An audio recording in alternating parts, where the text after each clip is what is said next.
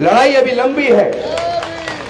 कृपया आप किसी भी प्रकार के शॉल, पगड़ी और ये गुलदस्तों में पैसा खराब ना करें।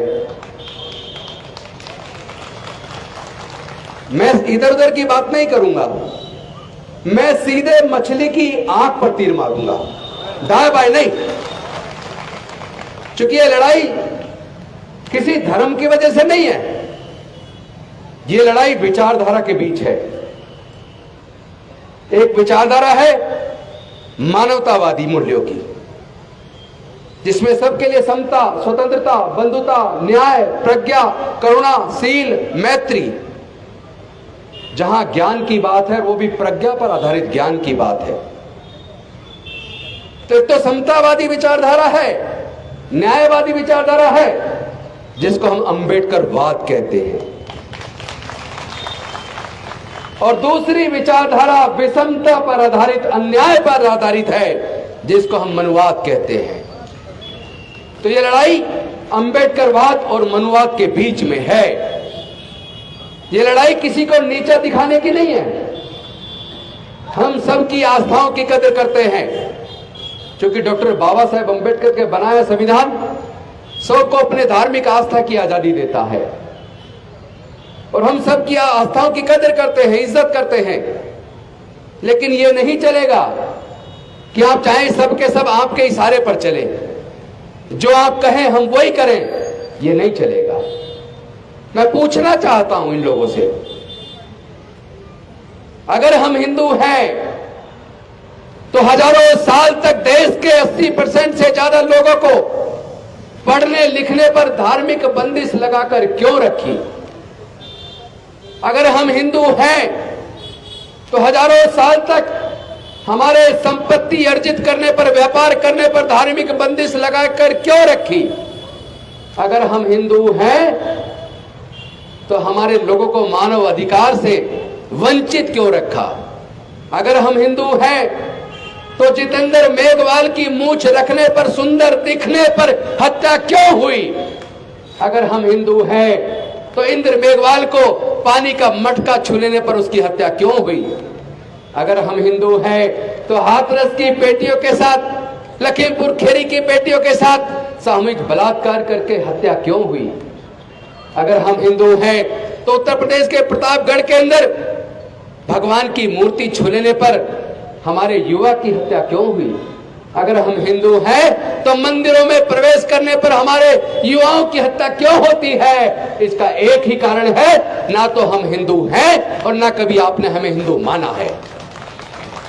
आप हमसे नफरत करते हैं, आप लोग हमसे नफरत करते हैं, और हमसे नहीं, आप तथागत बुद्ध के धम्म से नफरत करते हैं, आप डॉक्टर बाबा साहब अंबेडकर से नफरत करते हैं। ये विचारधारा की लड़ाई है, भावनाओं से नहीं जीती जाएगी। ना तो विचारधारा की लड़ाई कभी भावनाओं से लड़ी जाती है और ना कभी विचारधारा की लड़ाई भावनाओं से जीती जाती है। विचारधारा की लड़ाई बुद्धि और विवेक से, ज्ञान से, और वो भी प्रज्ञा पर आधारित ज्ञान से जीती जा सकती है। उत्तेजना में आकर नहीं, बुद्धि और विवेक से। हम लोग जरा सोचिए, हम लोग बुद्ध की बात तो कर रहे हैं, लेकिन जो बुद्ध का विचार है, जो बुद्ध के सिद्धांत हैं, जो बुद्ध के नैतिक मूल्य हैं, क्या हम उसे अपने आचरण में उतारते हैं? अगर बुद्ध के नैतिक मूल्यों को, विचार को और सिद्धांतों को हम लोग अपने आचरण में नहीं उतारते तो फिर हम बुद्ध को नहीं मानते। बुद्ध का धम्म नफरत नहीं सिखाता, बुद्ध का धम्म प्यार सिखाता है। हम प्यार देंगे, प्यार फैलाएंगे, भाईचारा फैलाएंगे और नफरत पैदा करने वाले को निस्तनाबूद कर देंगे। मैं पूछना चाहता हूं, आज यूएनओ की रिपोर्ट आई है अभी, वो बताती है आधे से ज्यादा यूरोप 2050 तक बौद्ध बन जाएगा। एक और रिपोर्ट आई है, अमेरिका और ऑस्ट्रेलिया के अंदर सबसे ज्यादा क्रिश्चियन हैं, लेकिन जितनी तेजी से वहां लोग बौद्ध बन रहे हैं, 10 से 15 सालों के अंदर अमेरिका और ऑस्ट्रेलिया के अंदर बौद्धों की संख्या ज्यादा हो जाएगी। बौद्ध धम्म प्रज्ञा पर आधारित है। बौद्ध धम्म समता, स्वतंत्रता, बंधुता, न्याय प्रज्ञा, करुणा, सील, मैत्री पर आधारित है। अपनी अच्छाई की वजह से फैल रहा है। हम जाकर कोई अमेरिका के लोगों को, यूरोप के लोगों को, ऑस्ट्रेलिया के लोगों को बौद्ध नहीं बना रहे हैं। वहां के लोग बुद्ध की जो नैतिक मूल्य है, बुद्ध के जो ज्ञानवर्धक शिक्षाएं हैं, जो सबको मानव को एक समान मानती है, क्योंकि बुद्ध का धम्म और धर्म के अंदर जमीन आसमान का फर्क है। हमें अंतर समझना होगा। धर्म में और धम्म में बहुत बड़ा अंतर है, लेकिन हमारे लोग इस अंतर को ना तो करते हैं ना समझते हैं। धर्म चलता है धर्म शास्त्र से। जो धर्म शास्त्र में लिख दिया उसको ही मानना होगा, उससे ना आगे ना उससे पीछे। उसमें बुद्धि का इस्तेमाल करने के लिए कोई स्थान नहीं है। इस्लाम चलता है कुरान से, ईसाई धर्म चलता है बाइबल से, हिंदू धर्म चलता है गीता से, सिख धर्म चलता है गुरु ग्रंथ साहिब से, लेकिन तथागत बुद्ध का धर्म वो प्रज्ञा से चलता है। वो समता पर आधारित है, वो मानवता पर आधारित है, वो मैत्री पर आधारित है, वो करुणा पर आधारित है। वो ऐसे ज्ञान से चलता है, वो ज्ञान जो प्रज्ञा पर आधारित हो। उसके अंदर अंधविश्वास के लिए, पाखंडवाद के लिए कोई जगह नहीं है। उसके अंदर नफरत के लिए कोई जगह नहीं है। तो हम लोगों को यह देखना है वो कौन लोग हैं जिन लोगों ने वर्ण व्यवस्था बनाई, वो कौन लोग हैं जिन्होंने जातियां बनाई। क्योंकि अमेरिका में जातियां नहीं है, इंग्लैंड में जातियां नहीं है, इटली में जातियां नहीं है, स्पेन में जाति नहीं है, फ्रांस में जाति नहीं है, जर्मनी में जाति नहीं है, रसिया में जाति नहीं है, जापान में जाति नहीं है, चाइना में जाति नहीं है, न्यूजीलैंड में जाति नहीं है, ऑस्ट्रेलिया में जाति नहीं है। जब पूरे दुनिया के अंदर जाति नहीं है तो केवल भारत के अंदर जाति क्यों? और ये जाति किसने बनाई? जातियों के बनने से किसको फायदा हुआ और जातियों के बनने से किसको नुकसान हुआ? देश में केवल देश के सारे संसाधनों पर कब्जा केवल 10% लोगों का है। 90% लोग संसाधन से विहीन हैं। 90% लोग गरीब और लाचार हैं। 90% लोग नागरिक जीवन जीने के लिए मजबूर हैं, नरक की जिंदगी जी रहे हैं। 90% लोगों से एजुकेशन को महंगा करके एक साजिश के तहत दोबारा से छीन लिया गया है। जो हमारे विकास के रास्ते जो डॉक्टर बाबा साहब अम्बेडकर ने बनाए थे, वो हमारे एजुकेशन के रास्ते खोलकर, हमारे रिप्रेजेंटेशन दिलाकर, शिक्षण संस्थानों में रिजर्वेशन देकर, सरकारी नौकरियों में रिजर्वेशन देकर दिए थे, वो रास्ते आज की इन सरकारों ने एक साजिश के तहत बंद कर दिए हैं। एक तरफ उन्होंने पिछले 15 से 20 सालों में 1.5 लाख से ज्यादा सरकारी स्कूल बंद कर दिए, धीरे धीरे सरकारी शिक्षा के स्तर को बर्बाद कर दिया। ऐसा कर दिया कि सरकारी स्कूलों से पढ़ने वाले बच्चे केवल मजदूर बन सकते हैं, वो अफसर नहीं बन पाएंगे। तो ये हुआ क्यों? और दूसरी तरफ देश के जितने नेचुरल रिसोर्सेज हैं वो सारे कुछ बड़े पूंजीपतियों के हाथ भेज दिए।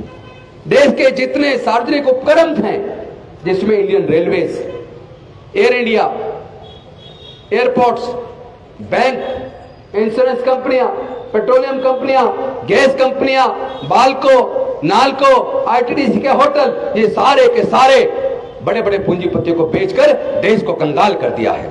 कौन लोग हैं जो देश को बेच रहे हैं, इसको पहचानना होगा। अगर आपने आज नहीं पहचाना, याद रखना देश फिर से गुलाम होगा और आपके आने वाले बच्चे गुलाम होंगे। मैं पूछना चाहता हूं, क्या आप अपने बच्चों को गुलाम देखना चाहते हो? अगर नहीं देखना चाहते तो आपको न्याय के लिए लड़ना होगा, आपको समता के लिए लड़ना होगा, आपको मानवता के लिए लड़ना होगा। आपको तथागत बुद्ध का धर्म ही बचा सकता है। इस भारत को, केवल भारत को नहीं, जिस तरह जहां जहां कट्टरपन बढ़ा है वो देश तबाह और बर्बाद हो गए हैं। अगर इस दुनिया को कोई बचा सकता है और भारत को भी कोई अगर बचा सकता है तो केवल तथागत बुद्ध का धम्म और उसके नैतिक मूल्य बचा सकते हैं, वरना कोई और दुनिया में बचाने वाला पैदा नहीं हुआ। क्योंकि ये लड़ाई विचार की है, विचार से लड़ी जाएगी, विचार से लड़ी जाएगी, कोई दूसरा तरीका नहीं है। दुनिया को 525 साल पहले सिख धर्म मिला, दुनिया को 1400 साल पहले इस्लाम धर्म मिला, दुनिया को लगभग 2000 साल पहले ईसाई धर्म मिला, दुनिया को लगभग 2550 साल पहले बौद्ध धर्म मिला, दुनिया को लगभग 2600 साल पहले जैन धर्म मिला, दुनिया को लगभग 3500 साल पहले सनातन धर्म मिला। उससे पहले याद कीजिए, दुनिया की 3 सबसे पुरानी सभ्यताएं थी। एक सभ्यता थी इराक की, जो दजला और फ्रात नदियों के बीच बसती थी, जिसको बोलते थे मेसोपोटामिया की सभ्यता। दूसरी सभ्यता इजिप्ट की थी, और तीसरी दुनिया की सबसे पुरानी सभ्यता भारत की सिंधु घाटी की सभ्यता मोहनजोदाड़ो और हड़प्पा संस्कृति थी। और जब हड़प्पा संस्कृति थी, जब सिंधु घाटी की सभ्यता थी, तब दुनिया के अंदर कोई धर्म नहीं था। धर्म भी इंसान ने बनाया है और जाति चालाक इंसानों ने बनाई है। जाति की वजह से हजारों साल तक हम लोगों ने उत्पीड़न झेला है। अब इस लड़ाई को लड़ना होगा। अपने बच्चों के भविष्य के लिए हमें इस लड़ाई को लड़ना होगा। अब हम अपने बच्चों को दोबारा गुलाम बनते हुए नहीं देख सकते। कौन लोग हैं जिन्होंने जाति बनाकर, धर्मशास्त्रों में लिखकर हजारों साल तक हमें मानवता के दर्जे से वंचित रखा? इसको पहचानना होगा। जिनको इन 22 प्रतिज्ञाओं से दर्द हो रहा है, ये वही लोग हैं जिन्होंने जातियां बनाई, ये वही लोग हैं जिन्होंने वर्ण व्यवस्था बनाई, ये वही लोग हैं जिन्होंने हजारों साल तक हमें जानवर से भी बदतर जिंदगी जीने के लिए मजबूर किया। मैं पूछना चाहता हूं, ये तो देश के प्राकृतिक संसाधन है, जल, जंगल, जमीन या खेत की भूमि है, तमाम तरह की खनिज पदार्थ की खाने हैं, ये तो सब प्राकृतिक है। कोई अपनी मां के पेट से लेके पैदा हुआ है क्या? मां के पेट से लेके तो पैदा नहीं हुआ ना। फिर कुछ ही लोग इन सारे संसाधनों के मालिक क्यों हैं? भारत के मूल निवासियों का हिस्सा कहां है? सही कह रहा हूं या गलत कह रहा हूं? तो भाई हमारा हिस्सा कहां है? कौन पूछेगा? अब तो न्यायालयों से भी न्याय नजर नहीं आता, उनके निर्णयों में न्याय नहीं दिखता। लोग बड़े हताश और उदास हैं। देश को बचाने की जिम्मेदारी आपके और हमारे सबके कंधों पर है। ये लोग देश को तोड़ना चाहते हैं। इनके नेताओं के भाषण देखिए, इनके सांसदों के और मंत्रियों के भाषण देखिए, नफरत पैदा कर रहे हैं। चारों तरफ नफरत ही नफरत। और उसके ऊपर कोर्ट चुपचाप बैठे हैं। क्या कोर्ट के पास भारत के संविधान ने ऐसी पावर नहीं दी कि जो लोग देश के अंदर नफरत का वातावरण पैदा कर रहे हैं, जो इंसान इंसान में भेद पैदा कर रहे हैं, जो जाति और धर्म के नाम पर लोगों की हत्याएं करते हैं, ऐसे लोगों को क्या कोर्ट रोक नहीं सकती? क्योंकि सरकार तो नहीं रोक पा रही, कम से कम कोर्ट तो रोके। मैं पूछना चाहता हूं, देश की जांच एजेंसियों को पावर कौन देता है? देश की सरकारों को पावर कौन देता है? देश के न्यायालयों को पावर कौन देता है? देश के ब्यूरोक्रेट्स को पावर कौन देता है? इन सबको पावर डॉक्टर बाबा साहेब अम्बेडकर का बनाया संविधान देता है। लेकिन ये बीजेपी के गुलाम बन गए लोग। क्या देश की जांच एजेंसियां, देश की पुलिस, क्या वो बीजेपी के कार्यकर्ता है जो बीजेपी के इशारे पे काम करते हैं? जब आपको पावर संविधान देता है तो आपको संविधान के हिसाब से काम करना होगा। अगर आप नहीं करेंगे तो भारत जाग रहा है। भारत के मूल निवासी बचाएंगे। तुम भारत को जलाने का काम करो, हम भारत को बचाने का काम करेंगे। तुम भारत को तोड़ने का काम करो, हम भारत को जोड़ने का काम करेंगे। लेकिन इस काम में अगर कोई बाधा है तो हमारे बहुजन समाज के लोग स्वयं हैं।